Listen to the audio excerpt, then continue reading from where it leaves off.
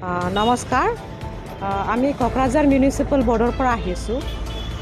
মানে সেই পুৰা টাউনত বহুত এনেকুৱা দোকান আছে যোনে ফুটপাথত আৰু ফুটপাথটো বাদ দিও ৰাস্তা আছে ৰাস্তাৰ কিনাৰতো নিজৰ বস্তু বাহিনীবিলাক বিক্ৰী কৰাৰ কাৰণে ৰাখি দিয়ে।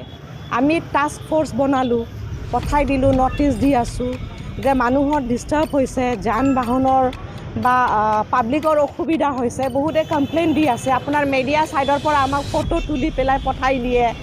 তো আৰু যিহেতু পাব্লিক ডিষ্টাৰ্বেঞ্চ আৰু ডিছৰাপশ্যন হৈ আছে, সেইকাৰণে আমি টাস্ক ফ'ৰ্চ বনাই পেলাই প্ৰায় দোকানী আমি চবকে ন'টিচ দিছোঁ যোনে মানে সেই ইলিগেল স্পেচত ৰখা দোকানবোৰক। কিন্তু আজি 3-4 মাহ ন'টিচ পায়ো সিহঁতে একো মানে আদৰ কৰা নাই, ৰেচপেক্ট কৰা নাই। আৰু যিহেতু আমাৰ পাব্লিকৰ বহুত ডিষ্টাৰ্বেঞ্চ হৈ আছে, ডিছৰাপশ্যন হৈ আছে যান বাহন বা চলাচল কৰাৰ কাৰণে। তো সেইকাৰণে আজি আমি যিহেতু ন'টিচো দি দিছিলোঁ আমি, তো সেইকাৰণে আমি আজি মানে দোকানবোৰক যাতে সি ইলিগেল স্পেচত নাৰাখে আৰু ন'টিচ দিয়াৰ পিছতে সিহঁতে যিহেতু ডিছৰিগাৰ্ড কৰিছে, তো সেইকাৰণে আজি আমি যিমানখিনি আমাৰ মিউনিচিপেল বৰ্ডৰ যি নিয়ম আছে একৰ্ডিং টু মিউনিচিপেল এক্ট 1956 আমি সেই আজি মানে পেনালাইজ কৰিছোঁ আৰু পেনালাইজ কৰি পেলাই ফাইন কাটিছোঁ আমি।